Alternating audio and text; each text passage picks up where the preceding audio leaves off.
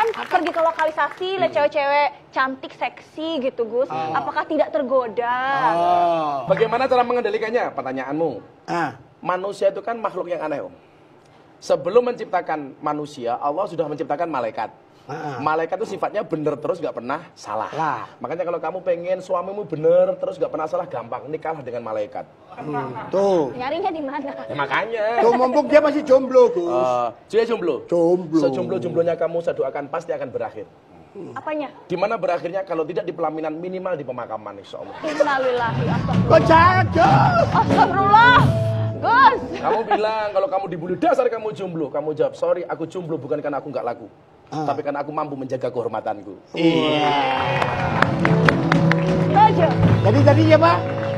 Allah menciptakan malaikat. Ya. Benar terus gak pernah salah. Kemudian Allah menciptakan setan. Setan itu salah terus gak pernah benar. Makanya para suami kok punya istri salah terus. Saya curiga jangan-jangan istrinya setan. Gitu. Lah manusia itu, Om, manusia itu ada sifat malaikatnya, ada sifat setannya. Maka manusia kadang-kadang benar, kadang-kadang salah. Lah manusia yang selamat itu adalah yang mampu memanage antara nafsu dan iman. Kalau saya bilang sama teman-teman saya, anak-anak motor seperti di sana itu, teman-teman HDCI, klub dari Sleman. Wah, HDCI. Ini saya mengatakan apa? Harley Davidson Club ya, HDCI. Iya, Waduh. kebetulan mereka kawan-kawan dari mana saya. itu, Spanyol? Ya. Dari Sleman. Oh, Sleman. Itu Spanyol. Jangan lebih jauh dari Spanyol, Om, Sleman. Sleman.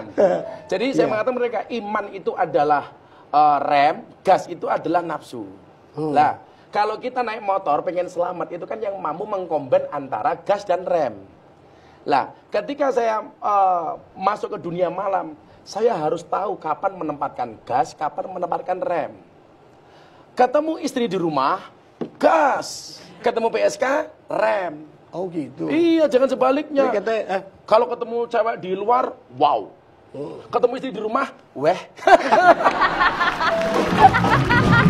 jadi kalau ketemu putri apa? Gas apa rem? Kalau Rem. Rem. Ada bini gua di sini. Mbak, bilang I love you dong kalau I love you full. Kalau saya ditanya, support system yang paling kuat dari mana? Ya dari istri, Om. Kalau istri saya dari awal tidak bisa menerima, kan bahaya. Tapi ternyata dari perjuangan awal saya, karena saya ngaji di dunia malam sebelum kenal dengan istri saya. Saya nikah umur 24 tahun, Om. Bener Mbak ya? Bener Mbak ya? Iya.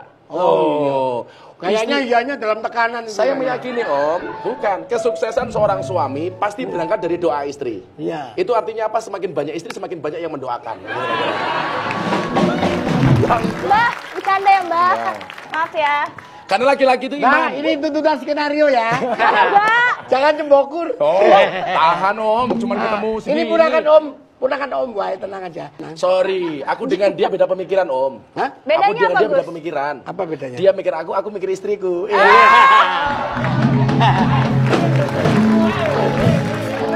Ada pertanyaan begini kemudian, kok Gus Miftah mensiarkan agama sefleksibel itu sih? Saya mengatakan begini ya, alaihissallahu biahkamil hakimin. Yang berhak menjadi hakim itu cuma Allah. Seandainya kalian tahu betapa beratnya perjuangan seorang pendosa untuk menemukan jalan kembali. Mereka pengen kembali, Om. Tapi selama ini apa? Seolah-olah jalan itu tertutup dengan orang-orang yang menganggap dirinya baik. Padahal Quran mengatakan, bagi orang yang bermaksiat, Allah sayang, ngasih support artinya. Qul ya ibadi, katakan wahai hambaku yang melampaui batas. Allah memanggil orang yang ahli maksiat tidak dengan mengatakan, wahai engkau ahli maksiat, wahai engkau yang banyak dosa, tapi hai hambaku yang melampaui batas. Betapa kemudian Allah menempatkan dirinya sangat dekat dengan para pendosa. Maka saya mengatakan apa? Jangan pernah menghina pendosa seolah-olah kamu tidak pernah berbuat dosa. Nah, terus kan biasanya tausiahnya kan lucu-lucu ya. Itu materinya dipersiapkan spontan atau bagaimana? Saya selalu faktual. Artinya ada up to date lah. Ini apa sih yang sekarang yang marak kita pakai. Gitu. Termasuk bahasa-bahasa yang kemudian teman-teman di dunia mana itu bahasanya apa sih? Maka ya mohon maaf, saya kenal dengan bahasa ons, one man stand. Saya tahu. Jadi apa sih itu maksudnya saya tahu. Istilah-istilah di dunia malam saya tahu. Kayak orang di dunia malam, anak-anak kafe ketika minta es batu, tidak pernah mengatakan minta es batu, apa pasti tuh, dipukul Gus? sama bartendernya. Apa tuh, Gus? Ice cube. Artinya Ya, apa itu? Ya es batu. Oh, es batu. Nah, cara mempelajarinya gimana, Gus? Berarti Gus ke sana dong. Kan banyak saya punya teman-teman. Alah iya bartender. juga lah. Banyak. Sampai juga penghuni pengamamu juga lu. Kalau saya nggak ke sana, ya di mana saya tahu. Ya. Om, itu Bener loh. kan, Om? Veteran juga. Pergi juga berarti, Om. Bukan veteran, Om. Tamu reguler. Om, guest Tapi mohon list. maaf, Om. Komplimennya Sampai ya. hari ini saya belum pernah tahu rasanya alkohol seperti apa. Wallahi. Wallah. Bahkan kok jangankan alkohol, yang kelasnya paling rendah pun saya tidak pernah tahu. Saya tahu semua jenis minuman. Saya mengatakan begini, kalau saya sampai minum alkohol, maka saya tidak berhak menasihati para peminum alkohol. Iya. Ya, karena saya sering ketemu dengan komunitas-komunitas yang menurut saya ya, selama ini mereka nggak pernah mau ngaji, ketemu saya mereka mau ngaji. Bahkan kemarin saya di Surabaya, saya pengajian di Ex Doli, Gang Doli yang dulu terkenal itu. Oh, udah ditutup ya? Oh, tutup. Kemarin para, mohon maaf, mucikarinya sama mantan-mantan WTS, sama preman-preman ngumpul jadi satu. Pengajian bersama Gus Miftah. Anda tahu, Om, begitu saya datang kepada mereka, mereka menyebut saya apa? Selamat datang Gus Miftah, Presiden para pendosa. Ya Allah. Bangga dong. Oh, enggak. Para pendosa bangga gimana sih, Om? Iya, presidennya lagi, Om. Presidennya. Ya, kalau dulu kan adalah pendos. Laki-laki penuh dosa. Tapi saya presiden para pendosa. Oh. Tapi barangkali mewakili perasaan mereka. Karena selama ini saya tidak pernah menghakimi mereka. Karena saya mengatakan begini sama mereka. Karena pada akhirnya surga itu akan ditempati oleh ahli maksiat yang mau bertobat. Bukan orang yang sok suci namun pada akhirnya tersesat. Nah, itu. Kalau saya masuk ke anak-anak dunia malam, itu saya masuk pertama kali seperti stand up. Untuk icebreaker. Untuk memecahkan suasana. Kalau mencairkan suasana. Kalau kemudian saya masuk sudah para WTS rahimakumullah. Waduh.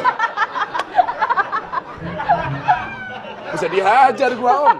Jadi iya, saya masuk pakai lucu-lucuan dulu. Oh, gitu. Itu kan supaya mencarikan suasana. Kalau suasana sudah terbawa, kita mau ngomong apapun Om diterima sama mereka. Bos, ada yang mau nanya ini ya? Iya, ini penonton ada yang mau nanya nih kayaknya. Perkenalan nama, dari mana, terus mau nanya apa? Assalamualaikum warahmatullahi wabarakatuh. Waalaikumsalam warahmatullahi Waalaikumsalam warahmatullahi. Nama saya Mufli Andi dari Universitas Bakri.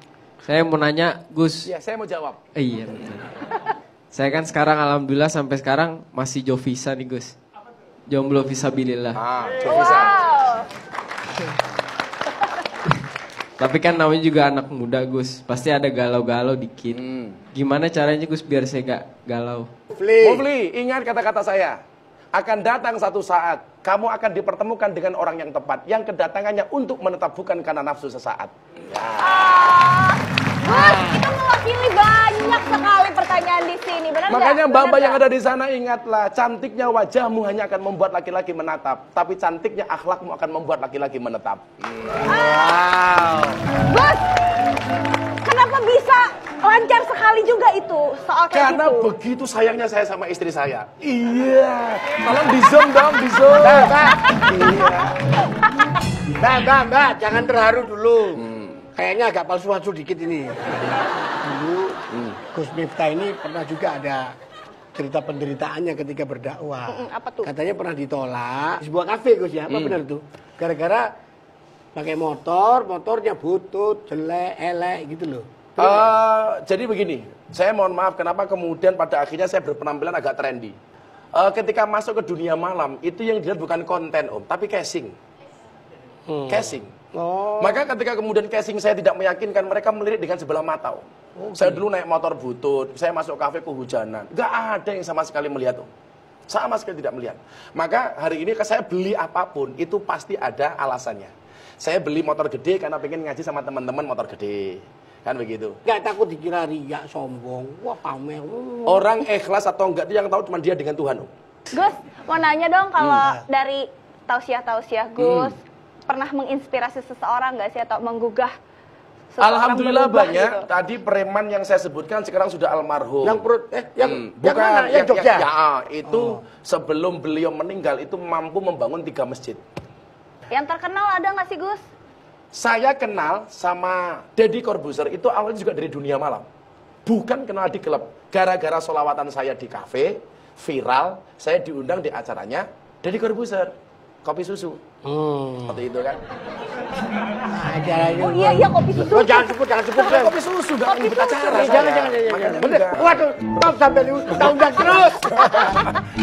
Lama-lama jadi co-host besok saya insya Allah ini. Siapin kontrak. Gantiin saya dong. Akhirnya itu jadi jalan hidayah bagi mereka. Lah ceritanya seperti apa? Nanti gue ceritain.